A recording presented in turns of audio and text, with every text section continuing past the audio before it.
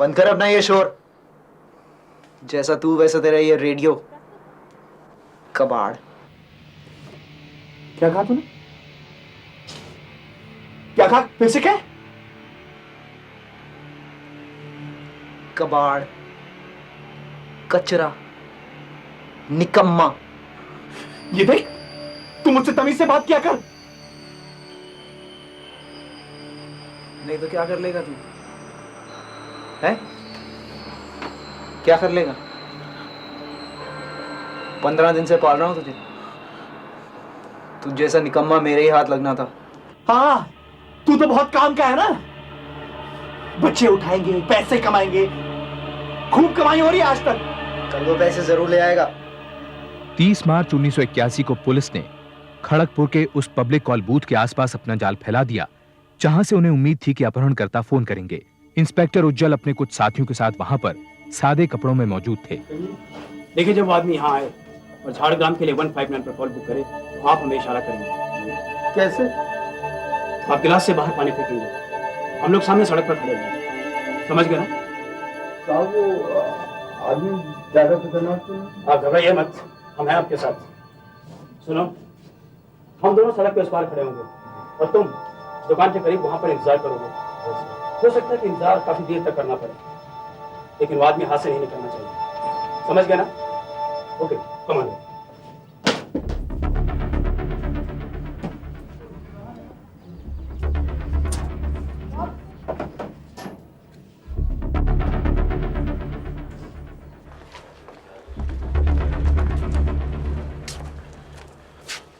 क्या हुआ? क्या हुआ? कुछ नहीं, सोचा एक पान खा लूं। पान? टाइम क्या हुआ? टाइम कुछ 11:15 बज रहे होंगे। देखो, फोन लगाने में आधा घंटा तो लगेगा ही, जल्दी करना। अगर आज ही पैसे मिल जाए ना तो मैं कलकत्ता भाग जाऊंगा। एक सादा जोड़ा पान लगाना।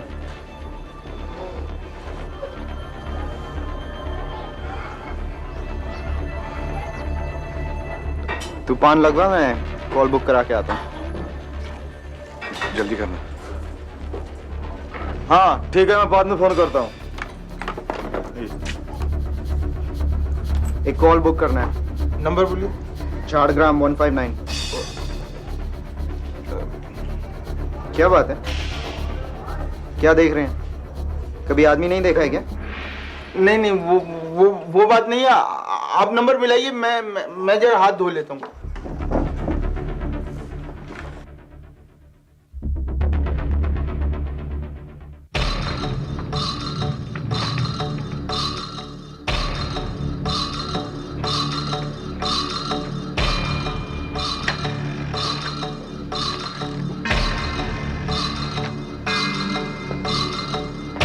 वो बच्चा कहाँ है? क्यों रखे? Arrest him!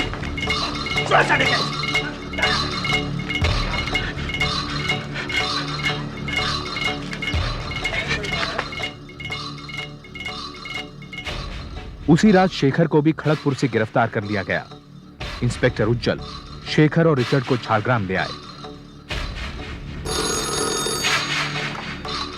हेलो, कितने लोग हैं?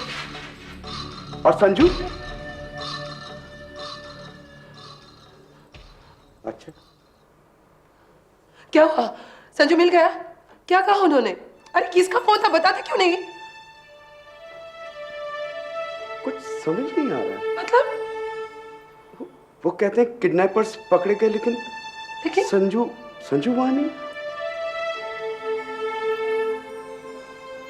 मैं थाने जा रहा हूँ। मैं भी चलूंगी तुम्हारे साथ। चलो। हाँ हाँ, लेकिन रानी, दीनानाथ जी के वहां छोड़ के जाएंगे ना? आज जो भी करना है जल्दी करो। रानी, रानी। अगर मुझे तेरी जान भी लेनी पड़े तो मुझे कोई अफसोस नहीं होगा, लेकिन तेरी जान लेने से पहले अच्छी तरह से जान लूंगा कि बच्चा कहाँ है। बोल हरामजादा, बोल बच्चा कहाँ है, बोल। वो हम नहीं थे, हमने कुछ नहीं किया। हम किसी बच्चे को नहीं जानते। तो मिस्टर गुप्ता के घर फोन क्यों किया था? मुझे रिश्तेदार लगते हैं क्या? बोल हरामजादा, बच्चा कहाँ है, बोल। चाहे जितना भी मार लो, चाहे जान से मार डालो, कुछ पता नहीं चलेगा। फिर ढूंढते रहना उस बच्चे को। सादे, मैंने जब तेरे को ढूंढ लिया है तो उस बच्चे को भी ढूंढ लूंगा। मैंने कुछ नहीं किया, मैंने कुछ नहीं किया। बोल बच्चे को।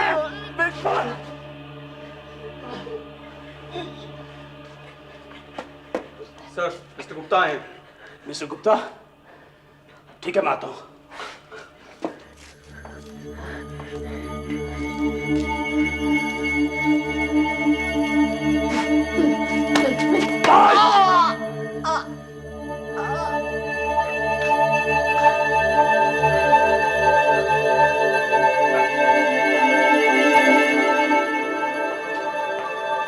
संजू कहाँ है? यही है ना? बुलाइए उसे। बहुत ही ढीठ हैं दोनों, अभी तक कुछ नहीं बोला, कुछ नहीं बताया। ये भी नहीं बताया कि आपका बेटा कहाँ है, लेकिन उगल देंगे, सब कुछ बता देंगे। लेकिन अगर संजू उनके किसी और साथी के पास हुआ तो? मैं तो कब से कह रही हूँ, ये पुलिस के बीच में पड़ने से सब गड़बड़ हो जाएगी। देखिए, आप मुझे उनसे मिलने दीजिए, मैं उनसे पूछती हूँ। हम दोनों पैसे देने को भी तैयार हैं, वो जरूर मुझे बता देंगे। देखिए मिसेस गुप्ता, ये मेरी जिंदगी का पहला किडनैपिंग का केस नहीं है। ऐसे अपराधियों से मुझे अच्छी तरीके से निपटना आता है। तो फिर अभी तक आप संजू का पता क्यों नहीं लगा पाए? पता नहीं कब ये सब खत्म होगा, कब हमें संजू मिलेगा। सब कुछ बताने को तैयार है, या थोड़ी सी और करो।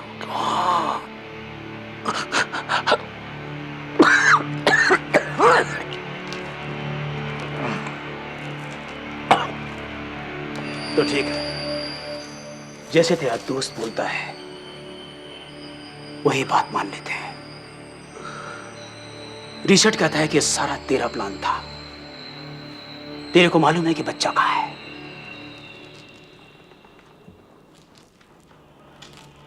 वो कहता है कि वो तो सिर्फ एक प्यादा है, सारी चालें तू चल रहा है। क्या सचमुच ऐसा बोला? तेरे को उसका स्टेटमेंट दिखाऊं?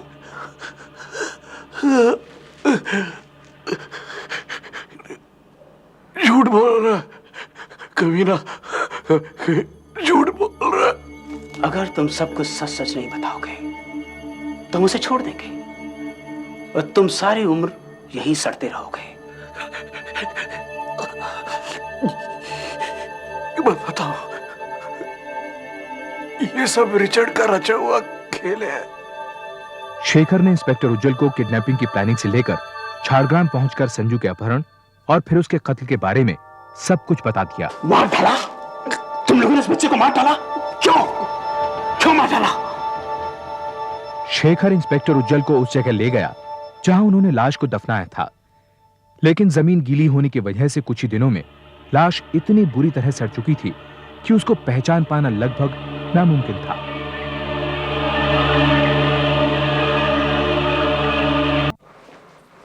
संजू कहाँ है? आप बैठिए मिसेस गुप्ता। नहीं, मुझे संजू से मिलना है आप पहले। बैठिए तो सही, मैं सब कुछ बताता हूँ आपको। आप भी बैठिए मिस्टर गुप्ता प्लीज। क्या क्या हुआ? क्या आप जल्दी बता दीजिए। क्या बात है? आप चुप क्यों है? मिस्टर गुप्ता, मुझे बहुत अफसोस के साथ कहना पड़ रहा है कि एक बहुत ही बुरी खबर है।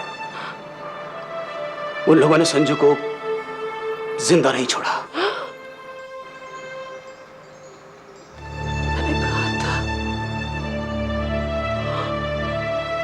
मैंने कहा था ना, मैंने कहा था ना, कुछ मत दो पुलिस के हाथ, वो लोग उसे मार डालेंगे। मार डाला ना उसे, मार डाला ना। पैसे तो चाहिए था, दे देते मेरे गहने दे देते, सब कुछ दे देते। पुलिस ने मार डाला ना उसे। तुमने मार डाला मेरे बेटे को। तुमने मार डाला मेरे बेटे को। तुमने। लाश बहुत ही बुरी हालत में मिस्टर गुप्ता, अगर आप उसे देखकर पहचान लेते तो।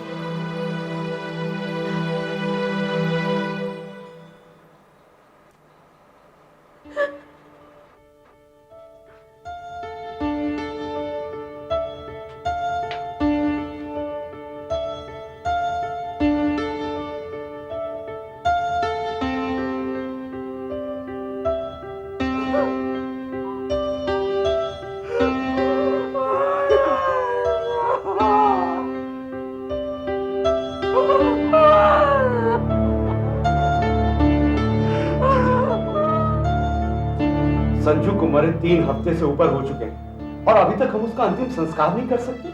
मिस्टर गुप्ता, हमें थोड़ा सा वक्त दीजिए ये साबित करने के लिए कि वो लाश संजू की है।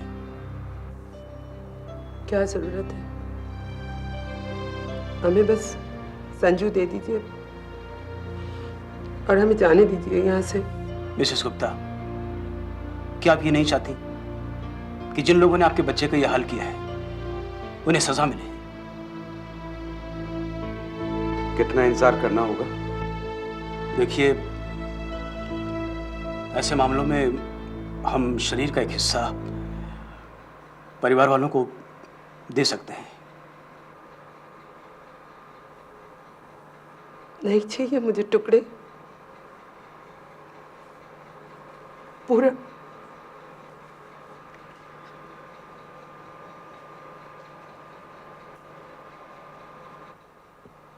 ओम श्री अग्निदेवाय भूमंडल आवाहनम चिता मध्ये दशोगात निर्जीव अग्नये स्वाहा। अग्नि प्रकट कीजिए। गुलशन और लक्ष्मी के जोर डालने पर इंस्पेक्टर उज्जवल ने उन्हें उस लाश की पेल्विक बोन दे दी। संजू के परिवार वालों ने उस हिस्से से अंतिम संस्कार कर दिया। इनकार करता है? वो तुझे बेवकूफ बना रहा है। वो लाश संजू की हो ही नहीं सकती। ये सब सिर्फ मुझे फंसाने के लिए बोल रहा है। लाश संजू की है तो झूठ बोल रहा है। तो साबित करो ना।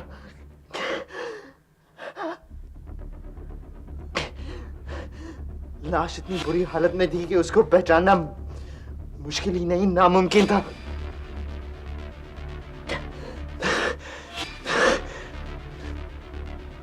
बच्चा कहाँ है ये सिर्फ मैं ही जानता हूं।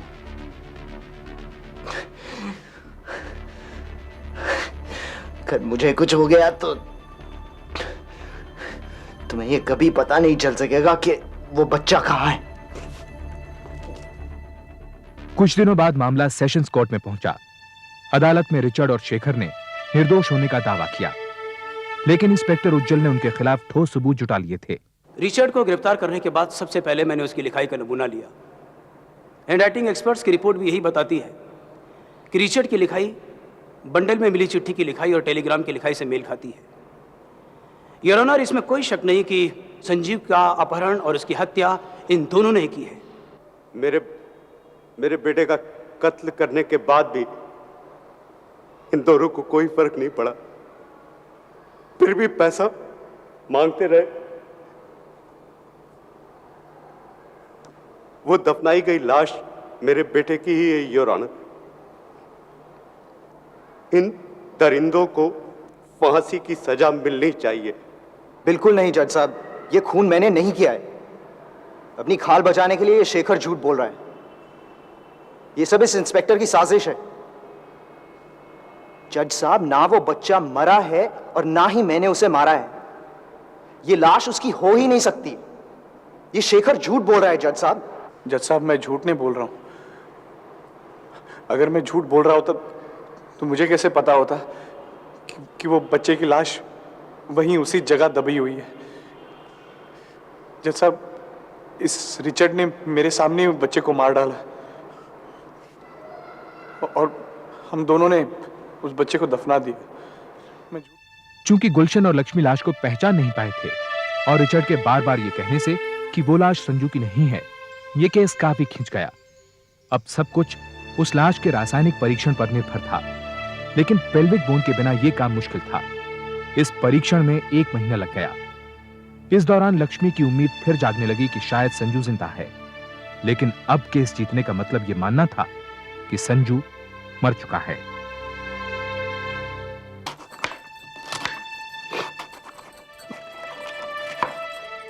मैं आपको बता रही हूँ, कोर्ट में जाने से कुछ नहीं होगा।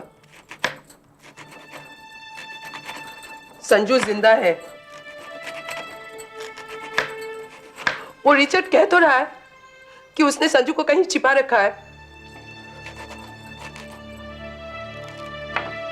देखिए, आप एक बार उससे पैसे की बात करके देखिए ना, शायद वो। संजू अब जिंदा नहीं है लक्ष्मी, इस सच्चाई को मान लो। मैं तो सिर्फ इतना जानता हूं कि हमें अदालत में यह साबित करना है कि वो लाश संजू की ही थी, ताकि उन हत्यारों को सजा मिल सके, कड़ी से कड़ी सजा। बल्कि मैं तो कहता हूं कि तुम भी अदालत नहीं, कभी नहीं मानूंगी, कभी नहीं मानूंगी।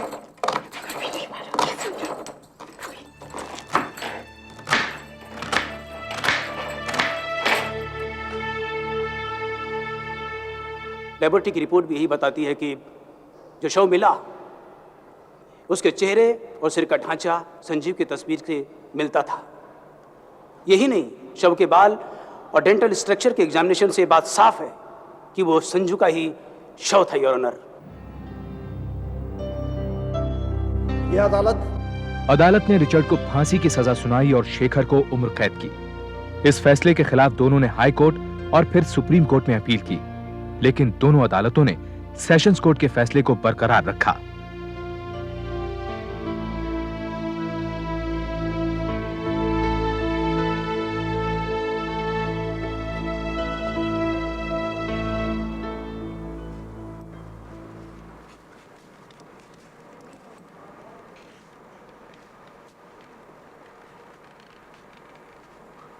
हम केस जीत गए लक्ष्मी।